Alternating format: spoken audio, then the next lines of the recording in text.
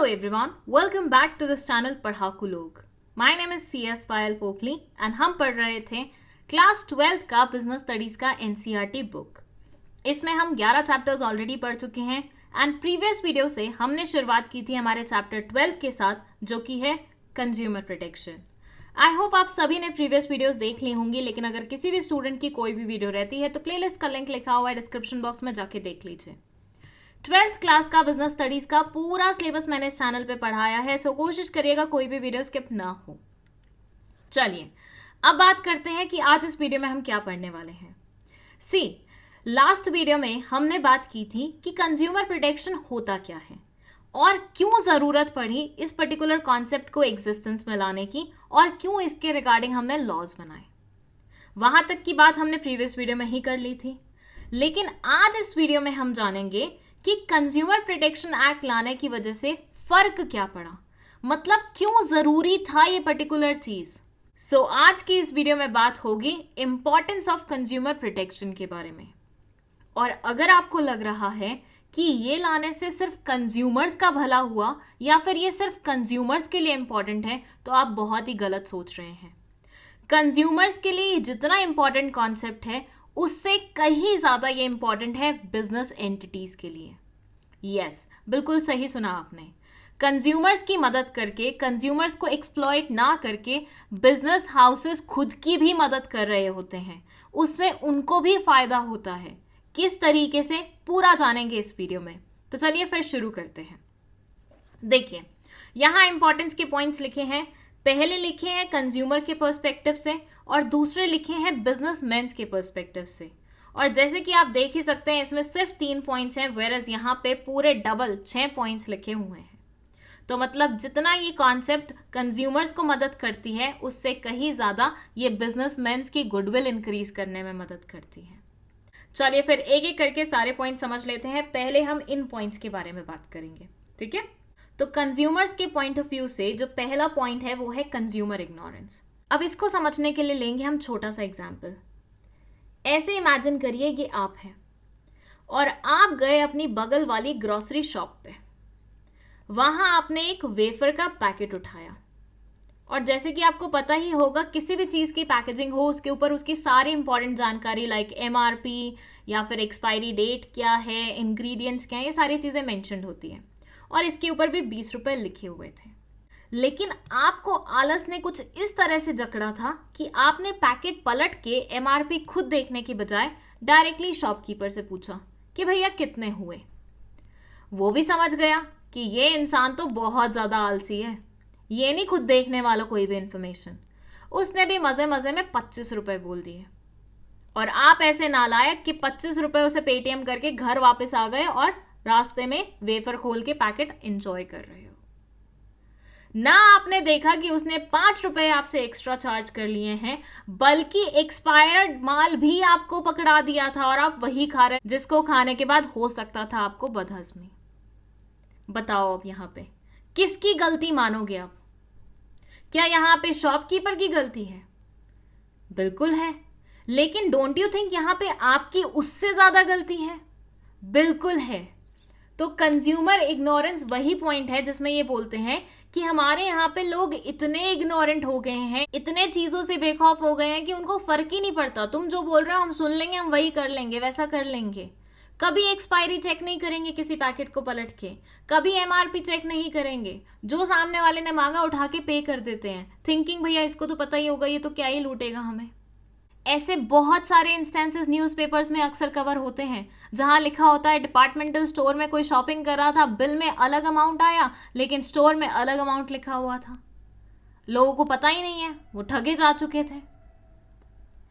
Consumer ignorance एक बहुत बड़ा इंपॉर्टेंट पॉइंट है जिसके कारण ऐसा लगता है कि भाई जरूरत है कंज्यूमर प्रोटेक्शन एक्ट लाने की और जरूरत है लोगों को जागरूक करने की.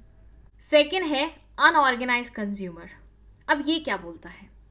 देखिए देखा जाए तो हर इंसान ही कंज्यूमर है.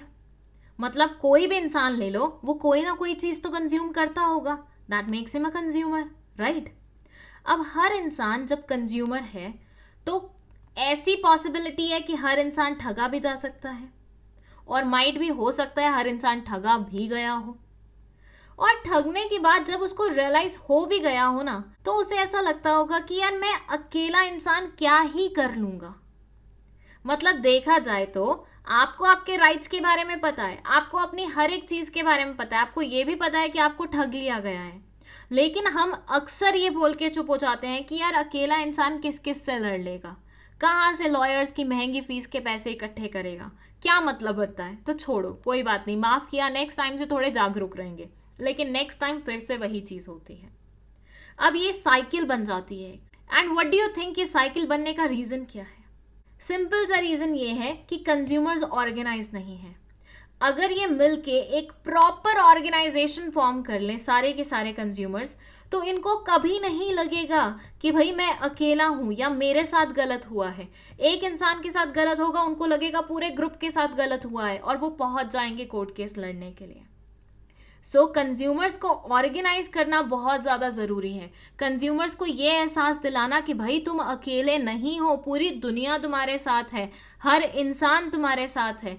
सो ये एहसास कंज्यूमर को होना बहुत जरूरी है, जिसके लिए उनको ऑर्गेनाइज्ड वे में लाना बहुत जरूरी है, जो कि अगेन कंज्यूमर प्रोटेक्शन एक्ट की वजह से हो पाता है। एंड नेक्स्ट है हमारा wide spread exploitation of consumers. अब ये तो मुझे ऐसा लगता है कि मुझे अच्छे से एक्सप्लेन करने की बिल्कुल भी जरूरत नहीं है, क्योंकि मैंने प्रीवियस वीडियो में इतने सारे आपको पॉइंट्स बताए थे जिससे कंज्यूमर्स को एक्सप्लॉयट किया जा सकता है। जैसे कि मिलावटी सामान बेच के, जैसे कि सस्ता सामान बेच के और पैसे अच्छे सामान के लेके, जैसे कि क्वालिटी इंफीरियर सप्लाई करके, जैसे कि सर्विसेज में शॉर्टेज करके या फिर इंफीरियर क्वालिटी की सर्विसेज देके। अब और ज़्यादा डिटेल में जानना चाहते हो तो प्रीवियस वीडियो देख लो, वहाँ एग्जाम्पल्स की मदद से मैंने बहुत अच्छे तरीके से समझाया था तुम्हें ये, ठीक है।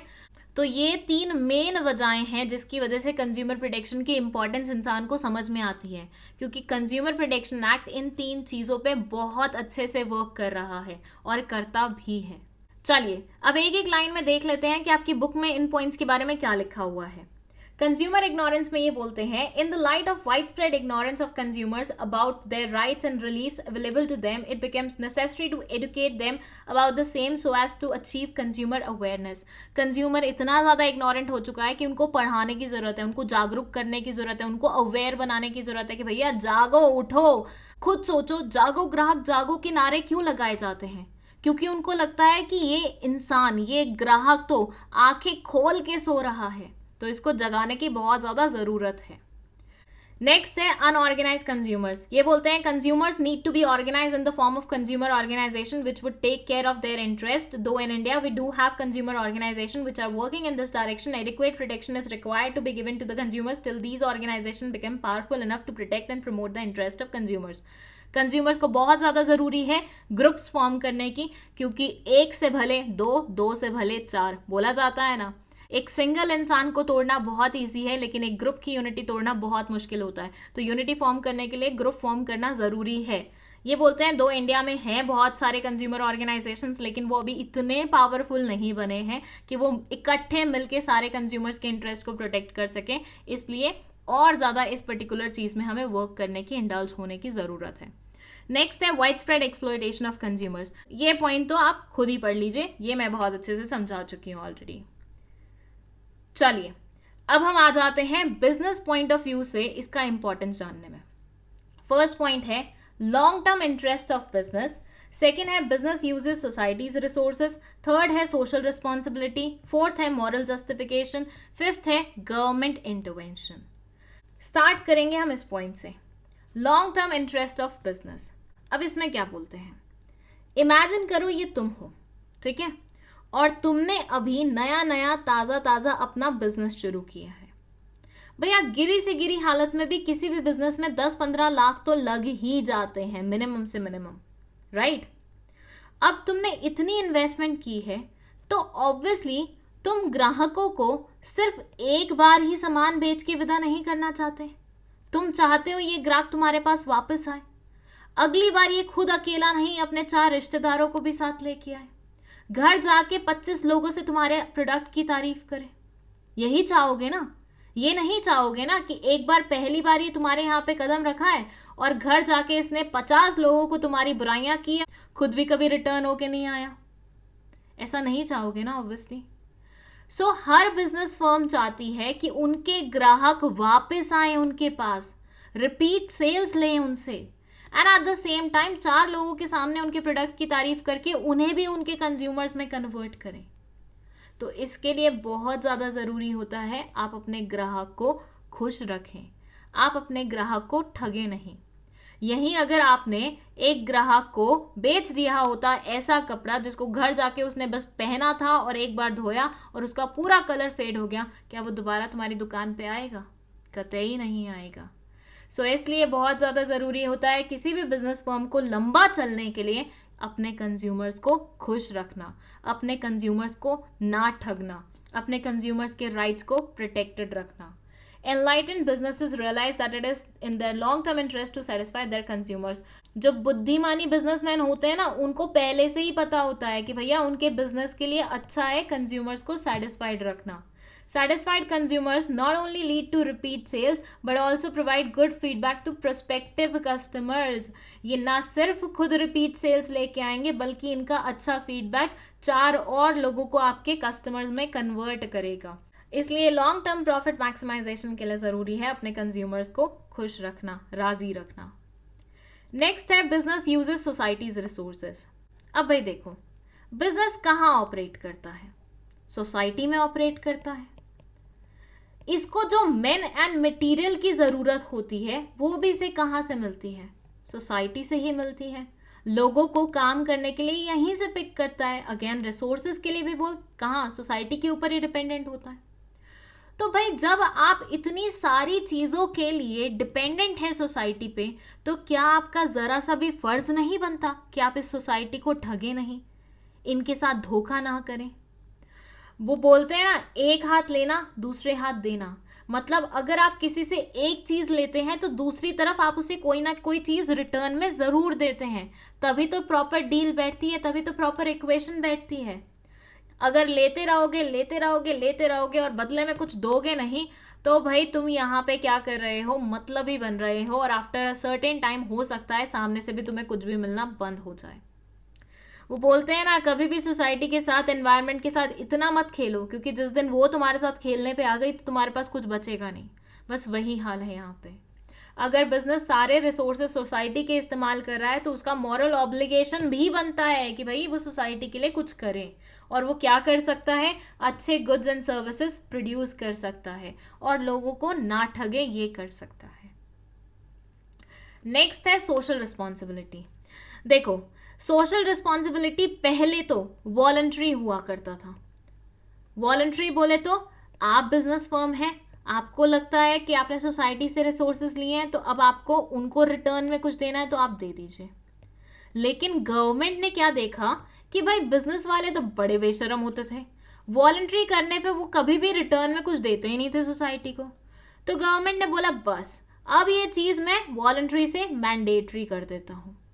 तो CSR की concept I, corporate social responsibility की कॉन्सेप्ट आई, जहां उन्होंने बोला कि जो बिजनेस फर्म्स अच्छा खासा कमा रहे हैं, जो बिजनेस फर्म्स अच्छा प्रॉस्परस हो रहे हैं, उनके ऊपर ये ऑब्लिगेशन है कि वो सोसाइटी को रिटर्न में कुछ दें। किसी भी वे में दे सकते हो, तुम गरीबों की मदद कर सकते हो, तुम हॉस्पिटल्स बना सकते हो जहाँ तुम फ्री सेवा दे रहे हो, तुम 10 काम और कर सकते हो। बस तुम्हें ये चीज़ करनी ज़रूर पड़ेगी क्योंकि तुम बहुत अच्छा परफॉर्म कर रहे हो। और क्यों कर पा रहे हो ये तुम बहुत अच्छा परफॉर्म? हमारी इस सोसाइटी में रह के ना, तो भैया बदले में कुछ देना बनता है तुम्हारा। तो अब तो बिजनेसेस की सोशल रिस्पॉन्सिबिलिटी की ऑब्लिगेशन भी बनती है। Plus at the same time, कभी आपने सोचा है कि बिजनेसेस चल किसकी वजह से रहे हैं? आंसर है कंज्यूमर्स की वजह से। अगर ये कंज्यूमर्स ही नहीं होंगे, क्या बिजनेसेस चलेंगे? बिल्कुल भी नहीं चल पाएंगे। तो अगर कंज्यूमर को तुम खुश ही नहीं रखोगे तो वो तुम्हारे पास वापस क्यों आएगा? वो तुम्हारे साथ रहना क्यों चाहेगा? वो तुम्हारे प्रोडक्ट खरीदना क्यों चाहेगा? वो तुम्हारा कंज्यूमर बना रहना क्यों चाहेगा? बिल्कुल भी नहीं चाहेगा ना। और कंज्यूमर ही नहीं बना रहना चाहेगा तो तुम क्या बिजनेसमैन बन के कर लोगे? सो इसलिए ज़रूरी होता है बिजनेस फर्म्स के लिए ये अपनी रिस्पॉन्सिबिलिटी पहचानना। नेक्स्ट है मॉरल जस्टिफिकेशन। अब इससे याद आया मुझे, बचपन में एक सब्जेक्ट हुआ करता था मॉरल साइंस करके। अब आई डोंट नो तुम्हारे टाइम था कि नहीं था, मेरे टाइम तो था। उसमें अक्सर हमें स्टोरीज पढ़ाई जाती थी। उन स्टोरीज से हमें हमेशा एक मैसेज मिलता था कि अगर तुम कुछ अच्छा करते हो तो तुम्हारे साथ अच्छा होगा, अगर तुम कुछ बुरा करते हो तो तुम्हारे साथ बुरा होगा। ये चीज़ अच्छे में काउंट होती है, ये चीज़ बुरे में काउंट होती है, ये चीज़ करनी चाहिए, ये चीज़ नहीं करनी चाहिए। अगर तुमने ये सब्जेक्ट नहीं भी पढ़ा तो भी आई गेस तुम्हें इतना तो पता होगा ही ना कि क्या चीज़ सही है, क्या चीज़ गलत है। क्या किसी को ठगना, क्या किसी का बुरा करना अच्छी चीज़ होती है? नहीं होती। तो ये बोलते हैं बिजनेस फर्म्स की भी मॉरल जस्टिफिकेशंस होती हैं, उनको भी ऊपर जाके ऊपर वाले को जवाब देना पड़ेगा कि भाई देखो मैं इतने पाप करके आया हूँ, मैंने इतने लोगों को ठगा था, अब देख लो मुझे हेवन में भेजना है या हेल में भेजना है। तो वो चीज़ है थोड़ी सी। सो यहाँ ये बोलते हैं it is the moral duty of any business to take care of customers interest and avoid any form of exploitation. ये मॉरल ऑब्लिगेशन बनता है बिजनेस फर्म्स का कि वो इंटरेस्ट को मेंटेन रखे कंज्यूमर्स के और उन्हें एक्सप्लॉयट नहीं करें। नेक्स्ट और लास्ट है गवर्नमेंट इंटरवेंशन। भाई देखो, जब तुम ऊपर वाले से नहीं डरते हो तो तुम्हें डराने आता है नीचे वाला। ऊपर वाला बोले तो गॉड, नीचे वाला बोले तो गवर्नमेंट। ये बोलते हैं कि जब तुम बुरा करते रहोगे करते रहोगे करते रहोगे तो क्या तुम गवर्नमेंट की नज़र में नहीं आओगे? कभी ना कभी वो पहचान नहीं पाएगा कि भैया ये देखो ये थोड़ी टेढ़ी खीर है, इसको काबू में लाना है। ऑब्वियसली पहचान जाएगा ना। और एक बार गवर्नमेंट पहचान जाए कि हाँ भाई तुम कुछ घोटाला कर रहे हो, उसके बाद गवर्नमेंट तुम्हें नहीं छोड़ता। उसके बाद तो आए दिन तुम्हारे यहाँ पे इंक्वायरी, रेड, कुछ ना कुछ पड़ता रहेगा। क्या अच्छा होगा ये तुम्हारे साथ? क्या सही होगा तुम्हारे साथ? बिल्कुल भी नहीं। चलो तुम्हें यहाँ पे एक एग्जाम्पल देती हूँ। मैं रहती हूँ भोपाल में, ठीक है, और मेरे घर के पास ना एक स्वीट शॉप थी। इतनी फेमस हुआ करती थी, ऑब्वियसली अब मैं यहाँ पे नाम नहीं लूंगी, डिफेमेशन के चार्जेस न लग जाए मेरे ऊपर, बट ये स्वीट शॉप इतना चलती थी, किसी भी फेस्टिवल में ना ये अपने ना दुकान के बाहर तक आ जाते थे, पूरा एरिया पे इन्होंने अपने स्टॉल्स रख देने होते थे, ऐसा होता था इनके साथ। और वो भी इतना धसाधस भरा रहता था, पता नहीं कितना रेवेन्यू कलेक्ट किया होगा इन्होंने। लेकिन इस शॉप के साथ ना एक प्रॉब्लम थी, इनमें ना आए दिन कंप्लेंट्स आती थी कि ये पुराना मावा इस्तेमाल करते हैं, ये अनहाइजेनिक तरीके से प्रोडक्ट को बनाते हैं। इनिशियली इन्होंने ना इन कंप्लेंट्स को सीरियसली नहीं लिया और ना ही इनकी दुकान पे कोई फ़र्क पड़ रहा था, क्योंकि हर फेस्टिवल पे इनकी दुकान पे खूब भीड़ रहती थी और लोगों को इनका टेस्ट भी पसंद था। अनटिल वन डे जब वो कंप्लेंट्स का घड़ा भर गया और गवर्नमेंट को रियलाइज़ हुआ कि नहीं यार, अब नहीं चलने दे सकते हम ऐसे। उन्होंने मारा छापा। ऐसा नहीं था पहले छापे नहीं पड़े थे, पहले भी बहुत सारी रेट्स पड़ी थी, बट किसी ना किसी का जेब भर जाता था तो फिर नहीं हो पाती थी चीज़ें आगे। लेकिन इस बार इनके पास शायद इतने पैसे थे नहीं जेब भरने की, या फिर जेब भरने वाले इंसान ने सोचा नहीं इस बार कुछ तूफानी करते हैं, उन्होंने इस शॉप को ही बंद कर दिया। इट्स बिन 2-3 ईयर्स नाउ कि इस शॉप को ऑपरेट करने का लाइसेंस दोबारा मिला ही नहीं है। सोचो तुमने जो रेवेन्यू कलेक्ट किया इतना इतना इतना इतना, आज तो भैया उसका कोई नामो निशान नहीं बचा। यही अगर तुम ढंग से काम करते, यही अगर तुम नहीं ठगने का काम करते, बढ़िया तरीके से कंज्यूमर के इंटरेस्ट को सोचते हुए काम करते, शायद तुम्हारी शॉप आज भी चल रही होती। हाँ माइट भी तुमने 2-4 रुपए कम प्रॉफिट कमा लिया होता, लेकिन फिर भी तुम्हारी शॉप तो एग्जिस्टेंस में रहती ना। तो गवर्नमेंट जब खुद इंटरवीन करने पे आती है तो बड़े बड़े के छक्के छुड़ा देती है। इसलिए गवर्नमेंट को कभी भी मौका ना दो तुम्हारे यहाँ पे आने का।